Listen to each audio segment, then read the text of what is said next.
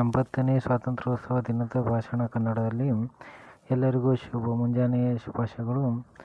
ಎಲ್ಲರಿಗೂ ಸ್ವಾತಂತ್ರ್ಯೋತ್ಸವದ ಶುಭ ಮುಂಜಾನೆಯ ಶುಭಾಶಯಗಳು. ಇವತ್ತು ನಾವು ಸ್ವಾತಂತ್ರ್ಯ ದಿನವನ್ನು ಆಚರಿಸುತ್ತಿದ್ದೇವೆ. ಸ್ವಾತಂತ್ರ್ಯ ಎಂದರೆ ಸಾರ್ವಭೌಮ ಎಂದರ್ಥ. ಅಂದರೆ ಯಾವುದೇ ರಾಷ್ಟ್ರದ ಅಧೀನದಲ್ಲಿರದೆ ಪರಮಾಧಿಕಾರ ಹೊಂದಿರುವುದು.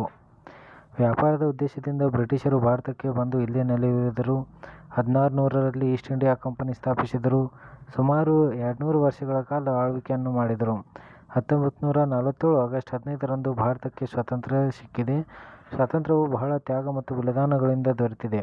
ಸ್ವಾತಂತ್ರ್ಯಕ್ಕಾಗಿ ಹೋರಾಡಿ ಮಡಿದ ವೀರ ಯೋಧರು, ಮಹಾನ್ ವ್ಯಕ್ತಿಗಳನ್ನು ಇವತ್ತು ನಾವು ಸ್ಮರಿಸಬೇಕು. ನಮ್ಮ ಭಾರತದ ಧ್ವಜದಲ್ಲಿರುವ 3 ಬಣ್ಣಗಳು ಕೇಸರಿ ತ್ಯಾಗ ಮತ್ತು ಬಲಿದಾನದ ಸಂಕೇತವನ್ನು ಸೂಚಿಸುತ್ತದೆ. ಬಿಳಿ ಸತ್ಯ ಮತ್ತು ಶಾಂತಿಯ ಸಂಕೇತ ಸೂಚಿಸುತ್ತದೆ. ಹಸಿರು ಸಮೃದ್ಧಿಯ ಸಂಕೇತವನ್ನು ಸೂಚಿಸುತ್ತದೆ. ಸುರಯ್ಯ ತ್ಯಾಬ್ಜಿಯವರು ಧ್ವಜದಲ್ಲಿರುವ ಚರಕದ ಬದಲಿಗೆ ಅಶೋಕ ಚಕ್ರವನ್ನು ಅಳವಡಿಸಿರುತ್ತಾರೆ. ಅಶೋಕ ಚಕ್ರ 24 ಗೆರೆಗಳನ್ನು ಒಳಗೊಂಡಿದೆ. ರಾಷ್ಟ್ರಧ್ವಜದ ವಿನ್ಯಾಸಕಾರರು ಪಿಂಗಾಲಿ ವೆಂಕಯ್ಯನವರು. ಇತಿಹಾಸವನ್ನು ಅರಿತವರು ಮಾತ್ರ ಇತಿಹಾಸವನ್ನು ನಿರ್ಮಿಸುವರು ಎಂಬ ಸಾಹಿತ್ಯಕಾರರು ಹೇಳಿದ ಮಾತಿನಂತೆ ನಾವು ಸ್ವಾತಂತ್ರ್ಯದ ಹಿನ್ನೆಲೆಯನ್ನು ನೋಡಿದಾಗ ಈ ದಿನವನ್ನು ಅರ್ಥಗರ್ಭಿತವಾಗಿ ಆಚರಿಸಬಹುದು. ಆಗಸ್ಟ್ 15 ಮತ್ತು ಜನವರಿ 26 ನಮ್ಮ ರಾಷ್ಟ್ರೀಯ ಹಬ್ಬಗಳು. ಆದರೆ ಧ್ವಜಾರೋಹಣ ಮಾಡುವ ವಿಧಾನಗಳು ಮಾತ್ರ ಬೇರೆ ಬೇರೆ ರೀತಿಯಲ್ಲಿವೆ. ಸ್ವಾತಂತ್ರ್ಯ ದಿನದಂದು ರಾಷ್ಟ್ರಧ್ವಜ ಕೆಳಗೆ ಕಟ್ಟಿರುತ್ತಾರೆ. ಕೆಳಗಿನಿಂದ ಮೇಲಕ್ಕೆ ಧ್ವಜಾರೋಹಣವನ್ನು ಮಾಡುತ್ತಾರೆ. ಗಣತಂತ್ರ ದಿನದಂದು ರಾಷ್ಟ್ರಧ್ವಜವನ್ನು ಮೇಲೆಯೇ ಕಟ್ಟಿರುತ್ತಾರೆ. ಧ್ವಜಾರೋಹಣ ಮಾಡುತ್ತಾರೆ. ಏಕೆಂದರೆ ಸ್ವಾತಂತ್ರ್ಯವು ಬಹಳ ತ್ಯಾಗ ಮತ್ತು ಬಲಿದಾನಗಳಿಂದ ಬಂದಿದೆ ಎಂದು. ಗಣತಂತ್ರ ನಾವು ಸ್ವತಂತ್ರರು ಮತ್ತು ಅಭಿವೃದ್ಧಿ ಹೊಂದುತ್ತಿದ್ದೇವೆ ಎಂದರ್ಥ.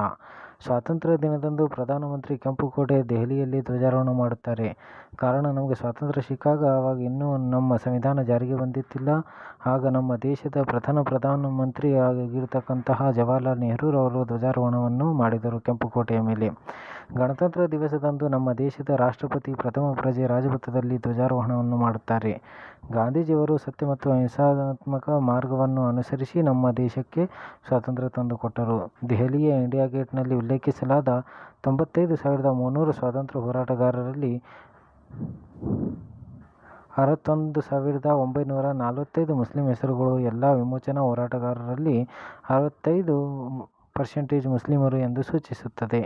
ವೇಷ ಬೇರೆ, ಭಾಷೆ ಬೇರೆ, ದೇಶ ಒಂದೇ ಭಾರತ, ಒಂದೇ ತಾಯಿ ಮಕ್ಕಳೆಂದು ಘೋಷಿಸೋಣ ಸಂತಸ ಎಂದು ಹೇಳುತ್ತಾ, ನಮ್ಮ ದೇಶಕ್ಕಾಗಿ ಮಡಿದ ಎಲ್ಲ ವೀರ ಯೋಧರಿಗೆ ಇಂದು ಸ್ಮರಿಸುವ ದಿನ. ಜವಾಹರಲಾಲ್ ನೆಹರು, ಮಹಾತ್ಮ ಗಾಂಧಿ, ಸರ್ ಸೈಯದ್ ಅಹಮದ್ ಖಾನ್, ಮೌಲಾನಾ ಅಬುಲ್ ಕಲಾಂ ಆಜಾದ್, ಸಂಗೊಳ್ಳಿ ರಾಯಣ್ಣ, ನೇತಾಜಿ ಸುಭಾಷ್ ಚಂದ್ರ ಬೋಸ್, ರಾಣಿ ಚೆನ್ನಮ್ಮ, ರಾಣಿ ಲಕ್ಷ್ಮೀಬಾಯಿ, ಟಿಪ್ಪು ಸುಲ್ತಾನ್, ಸರ್ದಾರ್ ವಲ್ಲಭಭಾಯಿ ಪಟೇಲ್, ಭಗತ್ ಸಿಂಗ್ ಇನ್ನೂ ಮುಂತಾದವರು ಎಲ್ಲರಿಗೂ ವೀರ ಯೋಧರಿಗೆ ಸ್ಮರಿಸುತ್ತಾ 80ನೇ ಸ್ವಾತಂತ್ರ್ಯೋತ್ಸವ ದಿನದ ಶುಭಾಶಯಗಳನ್ನು ಕೋರುತ್ತಾ ನನ್ನ ಚಿಕ್ಕ ಭಾಷಣಕ್ಕೆ ವಿರಾಮವನ್ನು ಕೊಡುತ್ತೇನೆ. ಜೈ ಹಿಂದ್, ಜೈ ಭಾರತ ಮಾತೆ.